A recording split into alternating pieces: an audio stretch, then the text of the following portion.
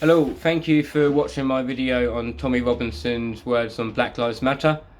It's just a short one today about some stats that I published on how likely you're going to be treated differently depending on whether you're a black person or a white person. And these stats, even though they give an insight, it's important to know that they only begin to tell the story of a much deeper matter. And it shows that if you're a black person, you are much more likely to get stopped and searched by the police, to be a victim of crime, to be involved in employment tribunal, or to suffer from longer sentencing. And an example is that for every 1,000 white people, 4 people were stopped and searched during 2018 to 2019, compared to 38 people for every 1,000 black people. And in regards to being a victim of crime, the stats show that during any year since 2013, which is when these stats go back to, you're more likely to be a victim of crime if you're a black person. And despite this evidence, there are some people that will dispute this by saying that more white people are victims of crime than black people.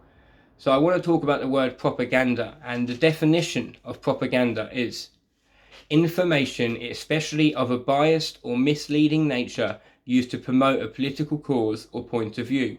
And this would be a prime example. So you need to think about what we're actually being told before we choose to interpret it, because this is misleading information. As over 80% of the population is white, you will expect the white population to be accountable for, almost everything, including people who are victims of crime.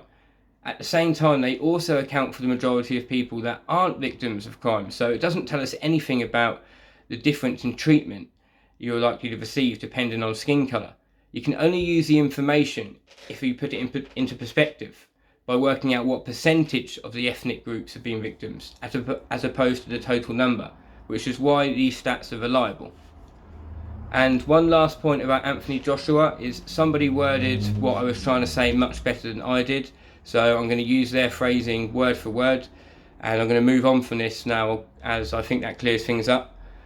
White families have been able to create generational wealth through their parents, grandparents, etc., which is one of the main avenues for families to move through the class system.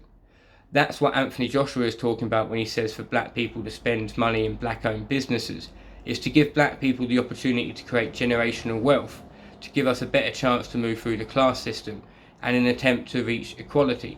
So he wasn't saying boycott all white businesses. It might have come across like that, but the general idea is that it's just self-community growth, like you would shop in a local shop as opposed to shopping in a supermarket to help support your local community. So I'm going to move on from that now. Thanks for listening.